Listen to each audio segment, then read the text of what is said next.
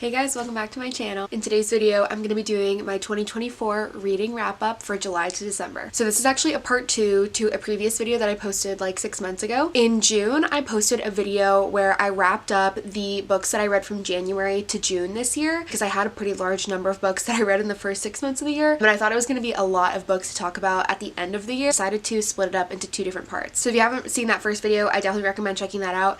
I kind of think that I liked mostly the books that I read at the beginning of the year more than the ones that I read in the second half of the year, and I also just read more in the first 6 months, so there's gonna be a little bit more content in that video than there is in this one, but that's okay. First thing that I wanted to talk about is that I accomplished my Goodreads goal for the year. I don't usually read that many books in the year. I'm just kind of I'm not a slow reader. I read books really fast, but I usually have a pretty large amount of time between books that I read. My goal for the year was to read 13 books, and I read 22, which I think is pretty impressive. I'm actually really proud of myself. This is the most books I've ever read in a year, so I'm proud of myself for that. I do listen to most of my books on audiobook, so I don't have most of them to hold up and like show you that I read them because I'm a serial audiobook listener, but I'll try to put the cover on the screen at some point so you can see it. And the last thing that I wanted to mention before we start talking about the books is that if you like reading videos, I've done a couple in the past. I did this one, which was my reading wrap up that I just talked about, and then I also did a video where I recommended books based on your favorite Taylor Swift album. That one is really fun. I have been really enjoying talking about reading, so if that's something that you're interested in, I would love to hear any recommendations you have for videos. And with that, let's get started talking about my reading wrap up for 2024. I really have been in a reading rut for the past few months. I don't think I finished a book since like early October. I've just had an extremely busy fall, and for me, like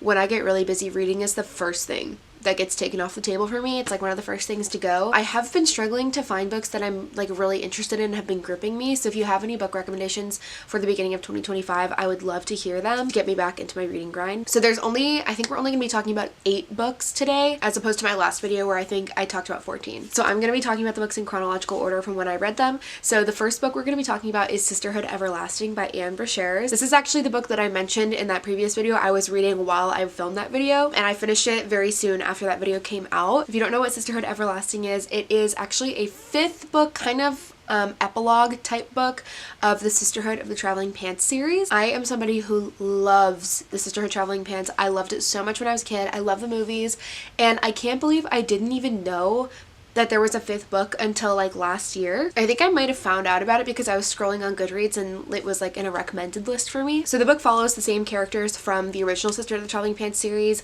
Lena, Tibby, Carmen, and Bridget, and it basically drops back in on their lives when I think they're turning 30 in this book, and it picks up in the same style as the original books are written, where it kind of jumps around from character to character and you can kind of see what each of them are doing. I really liked this book. I gave it 3 stars on Goodreads.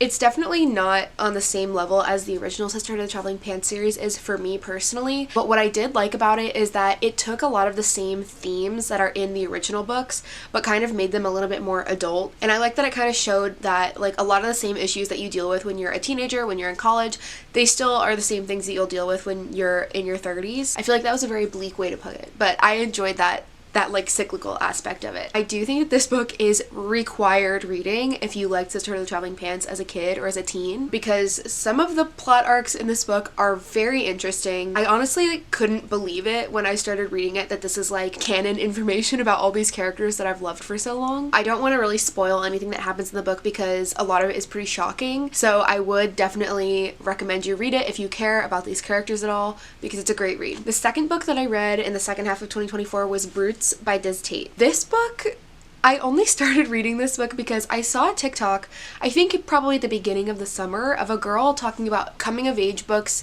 that changed her life, or like that were her favorite coming of age books. A couple of the ones on the list I had already read and I loved, and so I was like, oh, I've never heard of this book before, I might as well try it. So I got the audiobook of it and I listened to it, and I don't think that I'm alone in thinking this. This book was the absolute definition of no plot, just vibes. After I finished it and the audiobook ended, I just sat there for a second thinking like, what even happened in this book? Like, I can't name a single tangible plot event that happened in this book. So I went online because I was like, I can't be the only person that thinks this. So I went on Reddit and I saw a couple of other people posting on Reddit that they were like, I have no idea what happened in this book, what even happened.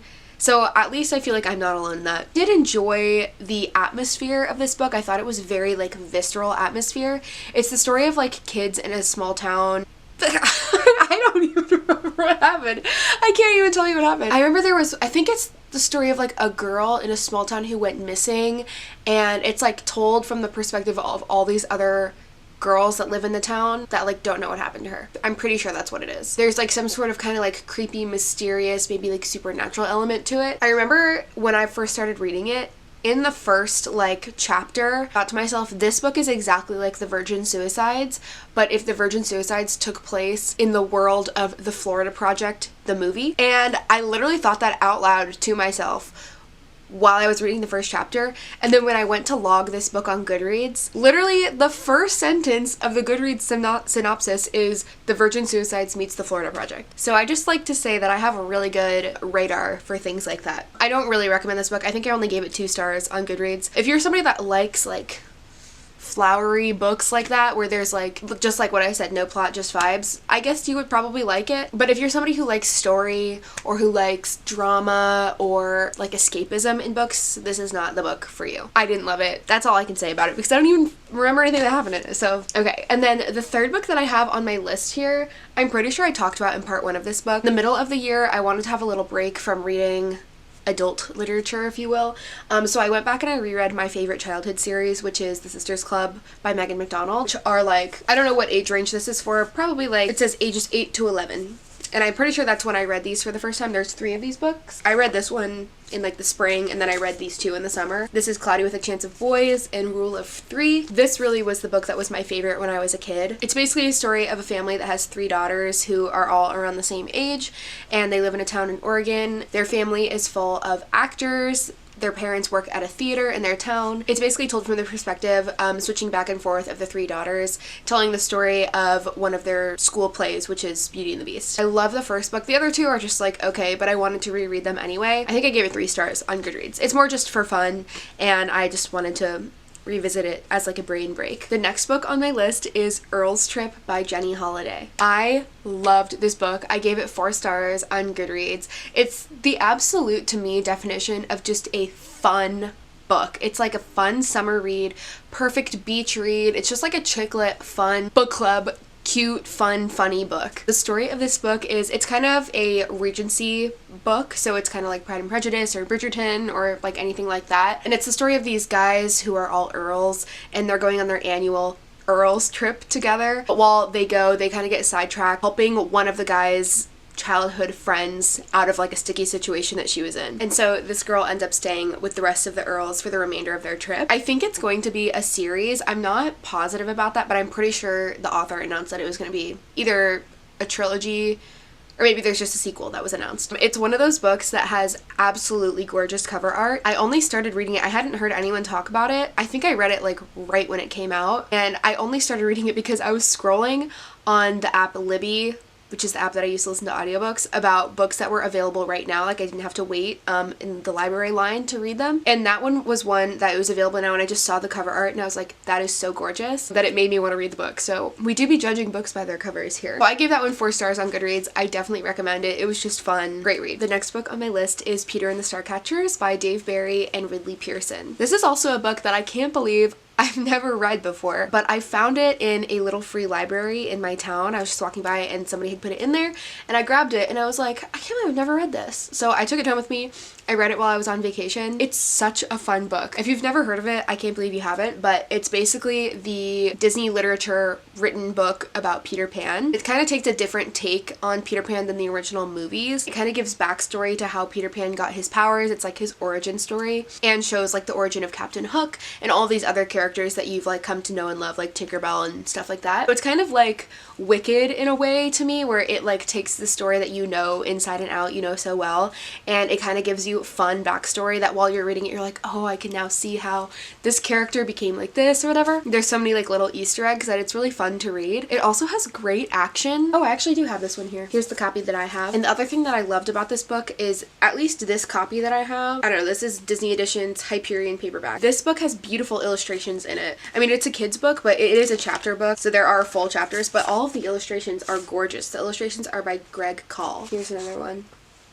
I know that this is also a musical, and the musical is from like the early 2000s, and I can't believe I've never seen the musical either. I've never even listened to the music from it, so I think that's something that I need to get on. So that's just another kind of children's literature book that I read this year, but I was so happy to read it. It was so fun. And that one I gave 4 stars on Goodreads. The next book on my list was The Saturday Night Ghost Club by Craig Davidson. This is also a book that I came across on Libby while scrolling through things that were available right now because the spots on all of the waiting lists I was on were not moving fast enough. And I saw the cover art for this and I thought it was so cute. I read it at the end of the summer, like beginning of fall, and so that was like a good time to read it because it's a little bit spooky. This book is just okay. I gave it 3 stars on Goodreads. It was a fun read and I read it also on vacation, so it was just like a fun, like low stakes thing to read. It's kind of like an anthology of different kind of ghost stories, but they all are about the same kid who experiences all of them with his kind of like crazy spirituality obsessed uncle. So the uncle takes the nephew and some of his friends on a couple of trips around their town to like see and hear different ghost stories. I like this book. If you like spooky reads, I definitely think this is a good one. It was just fun, lighthearted. It's not